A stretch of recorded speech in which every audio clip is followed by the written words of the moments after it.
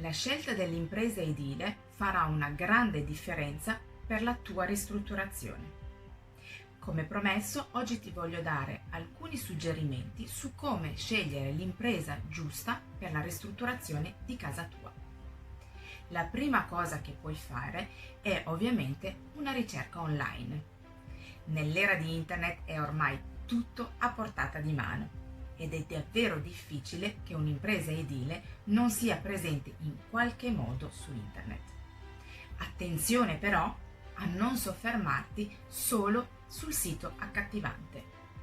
Devi infatti sapere che spesso e volentieri le fotografie che vedi sui vari siti delle imprese edili non sono dei lavori veramente fatti da loro, ma fotografie comprate magari su siti stranieri.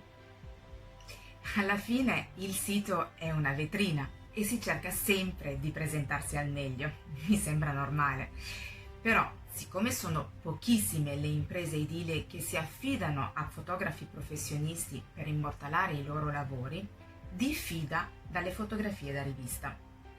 Quando vedi una bella fotografia, vai oltre e leggi la descrizione per vedere che sia compatibile con l'immagine che hai appena visto.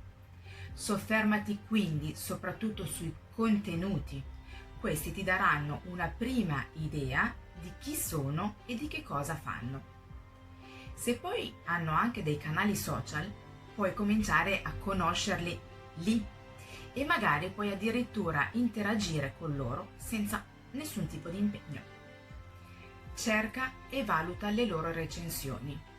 Bisogna diffidare e fare attenzione a quelle imprese edili che non hanno recensioni, così come per chi invece le ha, bisogna capire se sono davvero di clienti o di amici e parenti. Mi raccomando di evitare quelle imprese che ti danno una lista infinita di servizi. Più la lista è lunga e meno qualità avrai. È impossibile eccellere in tutto e garantire un prodotto o servizio eccellente appunto se non sei specializzato.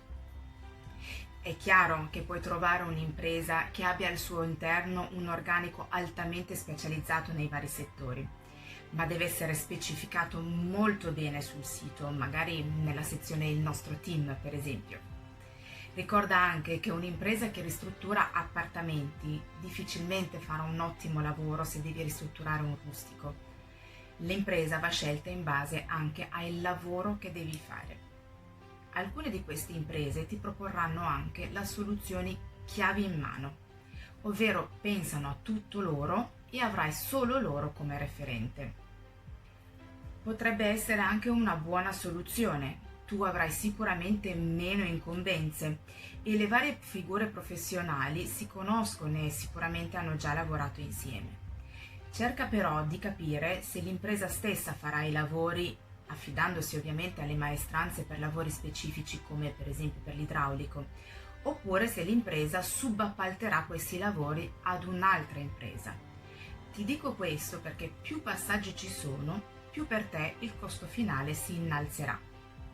Avremo comunque modo di vedere in un altro video nel dettaglio questa soluzione chiave in mano, per vedere se vale la pena oppure no. Diffida di preventivi troppo bassi. Qualità e prezzi bassi non vanno a braccetto. Sarebbe bello, ma non è così. La realtà è che se spendi poco, avrai poco. Un preventivo basso ha due risvolti: la bassa qualità, oppure ad ogni variazione di lavori un aumento dei prezzi. Hai presente quando ti dicono questo non si può fare così, lo dobbiamo fare cosà, però costa X in più? Alla fine il rischio è di pagare di più di quello che si sarebbe pagato utilizzando l'impresa che aveva un preventivo più alto. Una volta individuata quella che pensi possa essere l'impresa giusta, fai un incontro approfondito. Preparati un foglio con tante domande e fatti mostrare dei loro lavori. Questo ti aiuterà a capire come lavorano e quindi se sono i professionisti che davvero cercavi, ma anche e soprattutto la loro disponibilità. Se sapranno ascoltarti e rispondere ad ogni tua domanda in maniera esaustiva, facilmente saranno presenti anche quando ci dovessero essere dei problemi, mettendoci la faccia e assumendosi le loro responsabilità e facendo di tutto soprattutto per risolverli. La scelta dell'impresa è molto importante.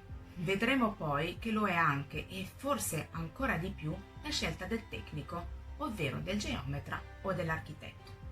Resta sintonizzato!